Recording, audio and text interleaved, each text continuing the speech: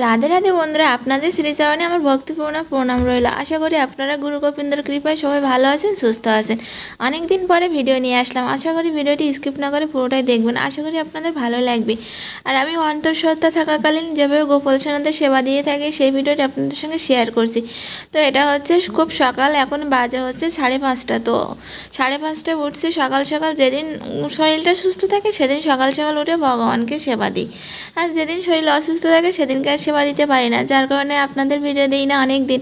তো সবাই আমার জন্য ভগবানের কাছে সুস্থতা কামনা করবেন। তো আমার প্রিয় বন্ধুরা, আমার ভিডিওটি যদি আপনাদের ভালো লেগে থাকে, আমার গোপুসোনাকে যদি আপনাদের অনেক অনেক ভালো লেগে থাকে, তাহলে প্লিজ আমার ভিডিওটি লাইক করে শেয়ার করে দেবেন, সবাইকে দেখার সুযোগ করে দেবেন, আর চ্যানেলটি সাবস্ক্রাইব করে আমার পাশে থাকবেন। অনেক দিন পরে ভিডিও নিয়ে আসছি কিন্তু। তো গোপুসোনাদের এখন সকালবেলা ঘুম থেকে উঠিয়ে আর কি একটু ড্রেস পরিয়েছি। ড্রেসটা পরানো হয়ে গেলে আমি বাসনগুলো বাইরে থেকে মেজে নিয়ে আসবো, সেগুলো আপনাদের সঙ্গে শেয়ার করব। তো আমার পুরোনো ভিডিওতে আপনারা দেখতে পাবেন আমি গোপুসোনাকে আগে সুন্দর করে শৃঙ্গার করাতাম, সুন্দর করে সেবা দিতাম, কিন্তু আসলে কি বলেন তো, এখন আমি প্রচুর অসুস্থ, যার কারণে আগের মতো করে সুন্দর করে আমি শৃঙ্গার করাতে পারি না, কিন্তু ভালোবাসাটা কিন্তু কমতি নেই। আর আমি অসুস্থ, তো সে কারণে গোপুসোনাদের সেবা আমার ঠিকমতো দেওয়া হয় না। তো এখন একটু সুস্থ আছি গুরু গোবিন্দের কৃপায়, তো এখন একটু ঠিকমতো আর কি সেবা দিতে পারছি। তো আপনারা সবাই আমার জন্য আশীর্বাদ করবেন। এই তো আর বেশ কয়েকদিন রয়েছে, তারপরে গোপুসোনাদের আবার ঠিকঠাক আমি ভিডিও সেবা করতে পারবো। আর অনেক দিন ভিডিও দেওয়া হয় না, তো ঠিকঠাক মতো কথাও বলতে পারছি না। তো বন্ধুরা, বাগানের ভিতরে না খুব সুন্দর বড় একটা ফুল গাছ হয়ে আছে। তো আমার না খুবই ভালো লাগে এই ফুলগুলো তুলে ভগবানকে আর কি সেবা দিতে। তো এখানে আশেপাশে আর কোথাও ফুল গাছ নেই, ঠিক আছে। এই ফুল গাছটা হয়েছে, আর ফুল গাছটা না অনেক বড়, আর অনেকগুলো করে ফুল ফোটে, দেখতে মানে কি বলবো, আপনি দেখলে না আপনার চোখ জুড়িয়ে যাবে, ঠিক আছে। এই দেখুন একটা গাছ কিন্তু, তো কত বড় হয়েছে।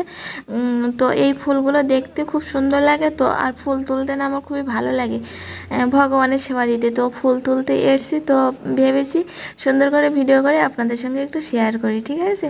তো বন্ধুরা, আমি প্রেগনেন্সি অবস্থা, আমার প্রচুর পরিমাণে বমি হয়। অনেক দিদি ভাইয়েরা জানেন তো, এ সময় আমাদের অনেক প্রবলেম দেখা দেয়, সেজন্য সন্তানের সেবা করতে কষ্ট হয়ে যায়। আর মা যদি অসুস্থ থাকে তো সন্তানের সেবায় কিন্তু অবশ্যই ত্রুটি হবে।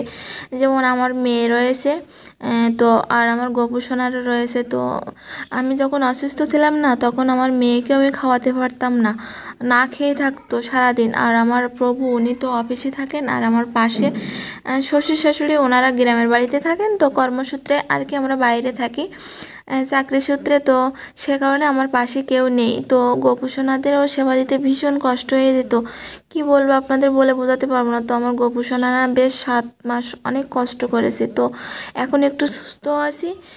তো এখন গোপুসোনাদের একটু কম কষ্ট হয়, তারপরেও অনেক কষ্ট হয়।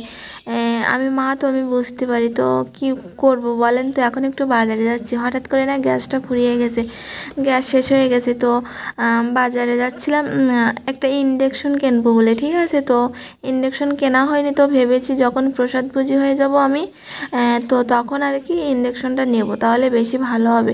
আর এখন নিলে না, যেহেতু আমরা আমিষ বাসায় সেভাবে খাই না, আমি খাই না, কিন্তু আমার হাজব্যান্ড আর কি উনি আমিষ, ঠিক আছে, আমিষভোজী, আর আমি নিরামিষভোজী একা, ঠিক আছে। তো 6টার দিকে যাচ্ছিলাম, তো ভেবেছি গোপুসোনাদের একটু সেবা দিয়ে যাই, যেহেতু আমি অসুস্থ, আর কখন আসবো কি না আসবো, এসে সেবা দিতে আমার কষ্ট হয়ে যাবে।